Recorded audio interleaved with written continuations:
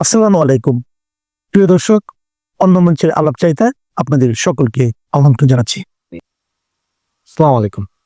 আপনারা যারা আমাকে শুনছেন বা পরবর্তী শুনবেন, বাংলাদেশের সাধারণ জনগণ এবং আমার আওয়ামী লীগের কর্মী সমর্থক নেতাবৃন্দ সকলকে আমার অন্তঃস্থল থেকে মুজিবীয় শুভেচ্ছা। আজকে এই মুহূর্তে যে জন্য এসেছে, আমার কাছে ছোট্ট একটা ইনফরমেশন আছে। বিভিন্ন দেশের দূতাবাসগুলোর রাষ্ট্রদূতরা আপনার নির্বাচন কমিশন, প্রধান বিচারপতি এবং আমাদের সেনাপ্রধানের সাথে দেখা করে, এবং রাষ্ট্রপতির সাথে দেখা করতে পারছেন না, সেনাপ্রধানের সাথে পর্যন্ত দেখা করে বিভিন্ন বিষয়ে কথা বলছেন। তো যে ইনফরমেশনটুকু আছে সেটা হচ্ছে যে বিভিন্ন দেশের রাষ্ট্রদূতরা, সর্বোচ্চ আপনার মার্কিন চিফ দ্য অ্যাফেয়ার্স এবং আপনার ইউরোপীয় ইউনিয়নের যে রাষ্ট্রদূতরা আছে, তারা সেনাপ্রধানকে সরাসরি জানিয়ে দিয়েছে যে বাংলাদেশে চরম মৌলবাদের উত্থান ঘটেছে, ঘটছে না, ঘটেছে অলরেডি। তারা বলে দিয়েছে যে এই মুহূর্তে যদি লাগাম টেনে ধরা না যায়, তাহলে বাংলাদেশের অবস্থা আফগানিস্তান বা সিরিয়ার মতো হয়ে যেতে পারে, সেটা বলেছে তারা। এবং তারা এই বিষয়ে সকলে ডিপলি কনসার্ন শব্দটা, যেটা মানে তারা গভীরভাবে পর্যবেক্ষণ করছেন বাংলাদেশের বর্তমান পরিস্থিতি, সেই বিষয়ে সকলে একজোট হয়ে বলেছেন। আর এতেই পিত্তে আঘাত লেগেছে সেই সব মৌলবাদী গোষ্ঠীর। বর্তমানে বেশ কিছু লোকজন সেনাবাহিনী নিয়ে যেভাবে কথা বলছে, সেই বিষয়ে তো কথা বলতে এবং পরবর্তী আইনি পরিস্থিতি কি হবে এগুলো নিয়ে। কারণ দেখেন, সেনাবাহিনীর যেই সোলজারগুলো এখন ম্যাজিস্ট্রেসি পাওয়ার নিয়ে রাস্তায় আছে, তারা কিন্তু সকলে কিন্তু স্বরাষ্ট্র মন্ত্রণালয়ের অধীনে। তারা কিন্তু সেনা কমান্ডার বা সেনাবাহিনীর অধীনে নয়, তারা সকলে স্বরাষ্ট্র মন্ত্রণালয়ের অধীনে। তারা কোনো সেনাবাহিনীর সেনাপ্রধানের নির্দেশে চলে না।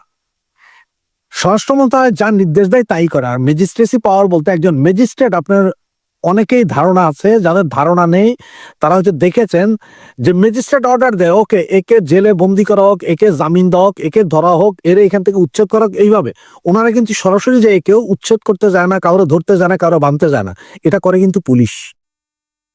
সেনাবাহিনীর ম্যাজিস্ট্রেসি পাওয়ার বলতে সেনাবাহিনী তো বলে যে আপনি জায়গা খালি করেন, আপনি এখান থেকে চলে যান, আপনি এখান থেকে হয়ে যান।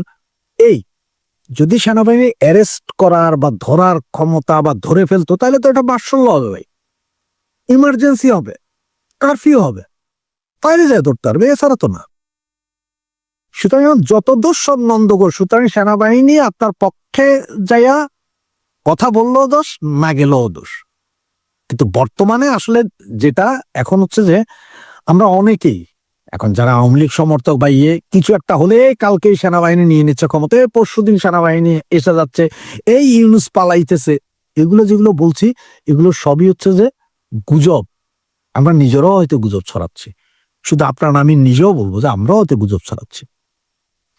তো বর্তমানে আপনাদের যেটা বলছিলাম, যে বর্তমানে আমার কাছে যে ইনফরমেশনটা আছে, যে আপনার তত্ত্বাবধায়ক এই এখনকার যে ইন্টারিম গভর্নমেন্টের কিছু সদস্য, 8 জন, আমার কাছে 8 জনের নাম আছে যারা সেফ এক্সিট চাচ্ছে। তার মধ্যে আসিফ নজরুল এবং আপনার ডাস্টবিন শফিক এবং আমাদের নিরাপত্তা উপদেষ্টা, আমাদের প্রধান উপদেষ্টা সহ আরো 4 জন আছেন, যারা সরাসরি সেনাবাহিনী এবং বিভিন্ন দূতাবাসের সাথে কথা বলেছেন যে কোনো পরিস্থিতিতে যদি তারা চলে যেতে হয়, তারা যাতে সেফলি চলে যেতে পারে, কারণ তাদের কোনো দেনা পাওনা এখানে নেই। এখন আপনারা অনেকে হয়তো জানেন বা অনেকে হয়তো জানেন না, আমাদের এই প্রধান উপদেষ্টা যিনি আছেন, উনি তো টিভিও চালাইতে পারেন না, সেটাও ওনাকে শফিক করে দিতে হয়। উনি শফিকের হাতে এখন কুক্ষিগত। শফিক ওনাকে যা লিখে দেন তাই লিখেন, শফিক ওনাকে যা বলে দেন তাই বলেন। তার মানে হচ্ছে যে উনি এখন শফিক নির্ভর। সুতরাং উনি সব স্বীকার করে বলেছেন যে ভাই আমি চলে যেতে চাই, আমারে পার করে দিলেই আমি যাবো। 8 জন যে উপদেষ্টা, তার কারণ হচ্ছে যে ওনারা এখন বুঝতে পারছেন, দেখেন আপনার একটা হাইকোর্টে একটা বিচার কার্যক্রম চলছিল, যেটা তত্ত্বাবধায়ক সরকার ফিরে আসবে কি আসবে না, যেটাকে এখন নিয়ে গেছে অক্টোবরের 26 তারিখ। এখন তত্ত্বাবধায়ক সরকার যদি হয়, তাহলে কবে, কখন, কোন দিন থেকে ইফেক্ট হবে, এইটা যেমন একটা প্রশ্ন। আর এদিকে ঢাকা ইউনিভার্সিটির ইলেকশন। এখন আপনারা খেয়াল করতে পারেন, গত 4 দিন যাবত ঢাকা, চট্টগ্রাম, রাজশাহী, খুলনা সমস্ত ইউনিভার্সিটিতে একটা গন্ডগোল চলছে। এর আগে ঢাকার ওই যে আপনার ঢাকা ইউনিভার্সিটি বুয়েট, চুয়েট, কুয়েট, মুয়েট এদের দিয়ে একটা, এটা পুরোটাই কিন্তু জামাতের একটা নীল নকশা। তারা চাইতেছে যাতে কোনোভাবে তত্ত্বাবধায়ক সরকার ফিরে আসবে না। তাই কি হবে, সমস্ত বিশ্ববিদ্যালয়, স্কুল, কলেজগুলোতে একটা গন্ডগোল লাগে, তারা এমন একটা পরিস্থিতি সৃষ্টি করবে যে উপদেষ্টারা সব ভাইগা যাবে গা, ওনারা যে কোনো একটা রাস্তা ঘাটে, মাঠে, ময়দানে দাঁড়াইয়া বিপ্লবী সরকার গঠন করবে, সংবিধান ছুঁড়ে ফেলে দিবে। এগুলো হচ্ছে জামাতের প্ল্যান এবং জামাতই করাইতে চেষ্টা করতেছে। আর আমরা যারা এই যে আওয়ামী লীগ বলেন, সমমনা বলেন, মুক্তিযোদ্ধার সমর্থক বলেন, তারা সবকিছুতে আমরা ওদের খাওয়ারটা খেয়ে গুজব রটানোতে ব্যস্ত হয়ে পড়ছি। কারণ আমরা এখন এমন কোন পরিস্থিতি সৃষ্টি করতে পারি নাই, আমরা বলতাম আমরা আওয়ামী লীগ, এমন কোন পরিস্থিতি আমরা সৃষ্টি করতে পারি নাই যেটার জন্য আপনার 111 আসবে। আপনার 2006 সালের কথা মনে আছে, লগি বইটা বৈঠক, সেই পরিস্থিতি আমরা সৃষ্টি করার কারণে 111 হয়েছিল। সেই পরিস্থিতি সৃষ্টি করার মতন ক্ষমতা এই মুহূর্তে এখন পর্যন্ত আওয়ামী লীগের মধ্যে দেখা যাচ্ছে না। সেইটা সৃষ্টি হইলে, সেরকম পরিস্থিতি সৃষ্টি হইলে আমরা বলতে পারি যে হ্যাঁ 111 আসছে। আর সেই পরিস্থিতি সৃষ্টি করতে তো আমরা তো পারছি না, বরং আমাদের জামাত যেগুলো করতেছে, ইউনিভার্সিটি, কলেজ, ইউনিভার্সিটি যেগুলো গন্ডগোল করতেছে, সেটার প্রচার আমরা খুব না বুঝে প্রচার করতেছি। কারণ তারা চাচ্ছে যে কোনো কিছুই হবে না, তারা বিপ্লবী সরকার গঠনের দিকে যাচ্ছে। এনসিপি তাদের সাথে আছে, নুরাকে মায়ের পিছনেই জামাত ইসলামের হাত আছে। একটু খোঁজ নিয়ে দেখেন, একটু ভালো করে ভিডিওগুলোতে দেখেন, যাদের ওই সময় ধরা হয়েছে, যাদের ওই সময় ছেড়ে দেওয়া হয়েছে, ধরে নিয়েছে, সবগুলো কিন্তু জামাতের পোলাপায়। এটা আপনাদের বুঝতে হবে। আর যেই 8 জন এখন চাচ্ছে, তারা হচ্ছে যে যদি পরবর্তী পরিস্থিতিতে এই যে অক্টোবর মাসের 26 তারিখ যদি তত্ত্বাবধায়ক সরকারের কথা বলা হয়, তাহলে কেউ যদি চলে আসে, কোন সাবেক বিচারপতিকে এনে যদি তত্ত্বাবধায়ক সরকার করা হয়, তাহলে এদেরকে সেফ এক্সিট দিতে হবে, যে এনারা যাতে পালায়ে যেতে পারে, সেইটা চাচ্ছে ওনারা। কিন্তু ওনারা যে পালাই যেতে পারবে না, ওনাদের যে ধৈর্য রাখতে হবে, এই কার্যক্রমটা আমরা এখনো দেখাইতে পারছি না। আমরা তো ছোটখাটো 2-1টা মিছিল করেছি বা 2-4টা বড় মিছিলও করছি, কিন্তু এখনো সারা বাংলাদেশে আমরা ওইভাবে সাংগঠনিক কোনো কিছু দেখাইতে পারিনি।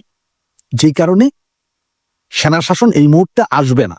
তবে একটা গুমুট পরিস্থিতি আছে, যদি আমরা সেভাবে কিছু করে দিতে পারি, তাহলে হয়তো 5 দিন পর হোক আর 50 দিন পর হোক, হয়তো আবার 111-এর একটা ভাবধারা দেখা যেতে পারে এবং সবকিছু একটা শান্তিপূর্ণ অবস্থান দেখা যেতে পারে।